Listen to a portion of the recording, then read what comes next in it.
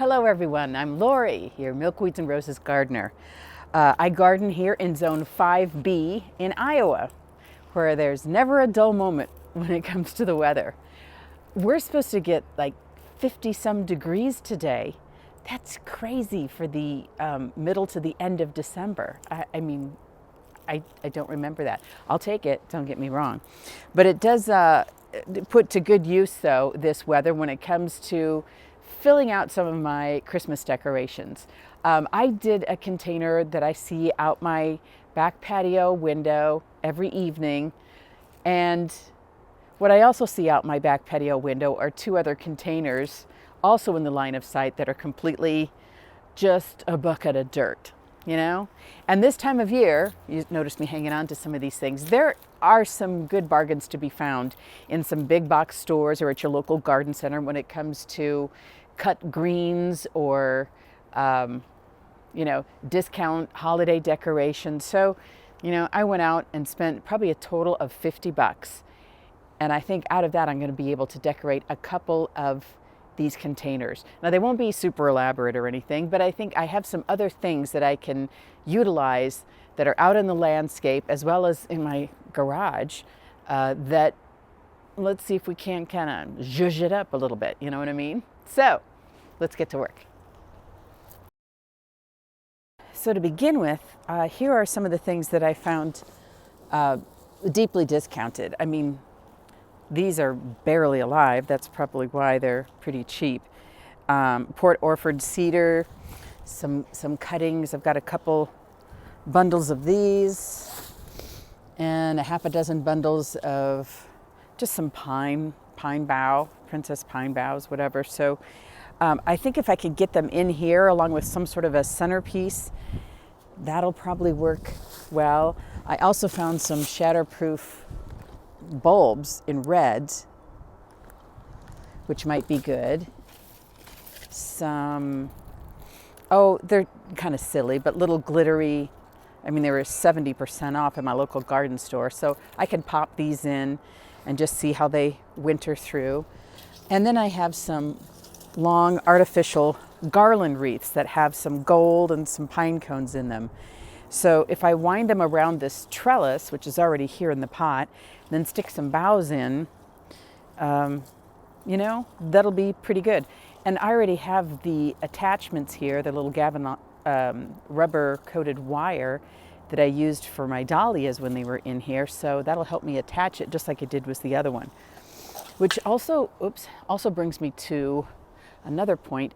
I put in this container, it's from HoseLink, and it's a solar lighted globe.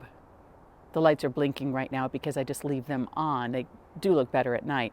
But I can change the color of this globe, but I can't change the fact that it just doesn't look right with this particular thing. I'd like to put something else on the top and maybe move that globe somewhere either out in the landscape or, I don't know, maybe to this pot and just make it primarily green. I don't know.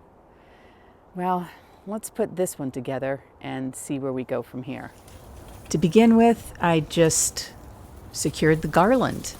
I got this at Lowe's. It's a pre-decorated garland, 70% off, and just wound it around the trellis, which was pretty secure because this trellis is frozen into the pot. Now remember, I already have the galvanized wire on this trellis still attached from when I had the dahlia there. So I just wind it around, attach it to the wire, and then open up the trellis so that there aren't as many bare patches. Next, I want to add in some of the bling, the sparkles. So, I probably would have benefited by having a few more of these, but again, the garland already has some gold spray painted little balls on it and some pine cones, so I really don't think I need to overkill here. It's mostly just a little bit of a space filler and just to add a little bit of distinction here.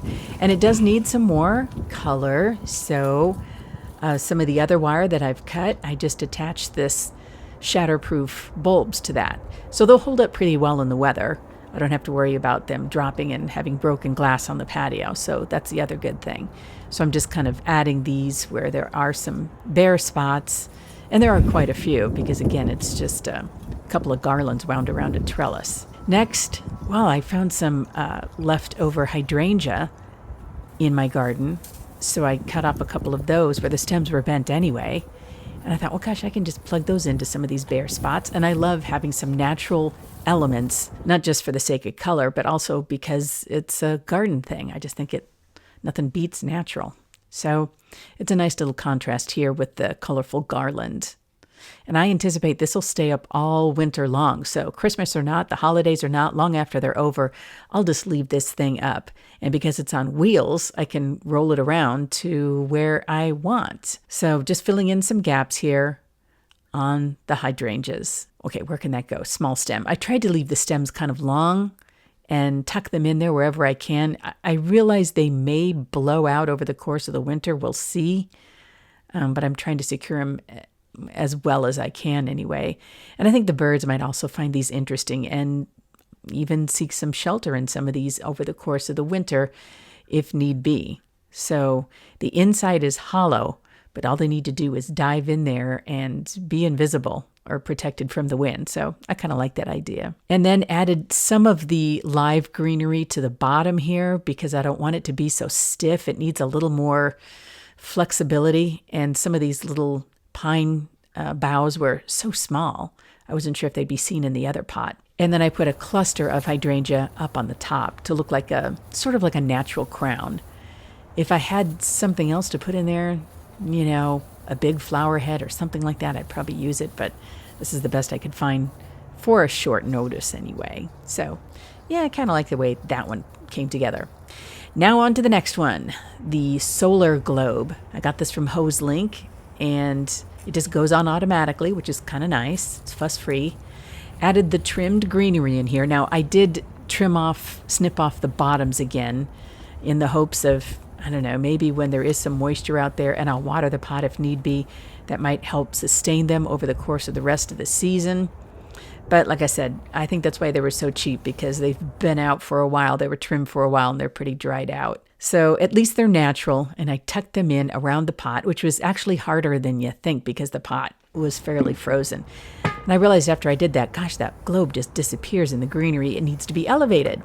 So I grabbed one of my empty containers from the garden, put it upside down, and that also helps to secure the greenery in place so that they don't blow out, because like I said, it was kind of hard to tuck them into the frozen dirt there in the container. And then the globe fits nicely, its little spike, in that container. But it still has some gaps. So I have some old door swags that I didn't use this year. And I'm like, I'll just wrap those around the globe so that it fits a little more snugly and it adds some color. And it's got pine cones and some artificial greenery and some color of a little bit of red, but needed it a little bit more. So I added some of those shatterproof bulbs in there for consistency so that, one container looks like it's somewhat related to the other container at least. So, and tucked those in there as well as I could.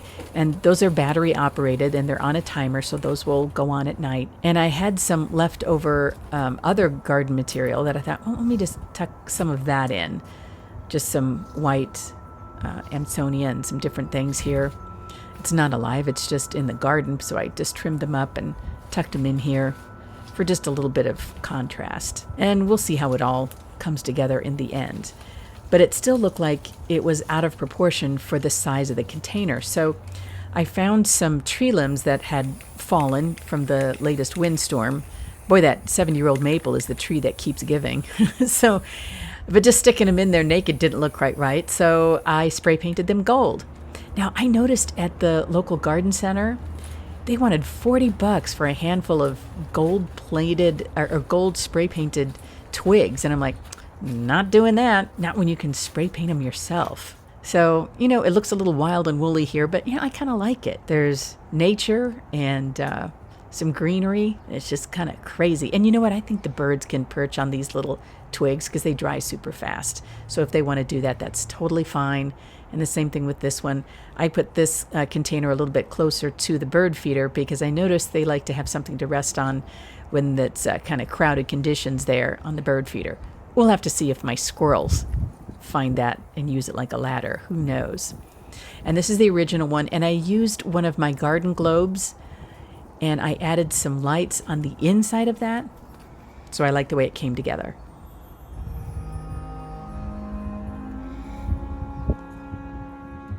Well, I'm happy with how they turned out, and it took very little time and just a few extra materials that I had on hand from the garden and from my garage, things I hadn't used, some garden material that I hadn't harvested, just to kind of flesh it all out. So you don't have to spend a fortune to still bring a little Christmas bling and some Christmas cheer to your backyard. Thanks for joining me. I'll show you what it looks like when this is all lit up at night too. I hope to see you again soon. Merry Christmas.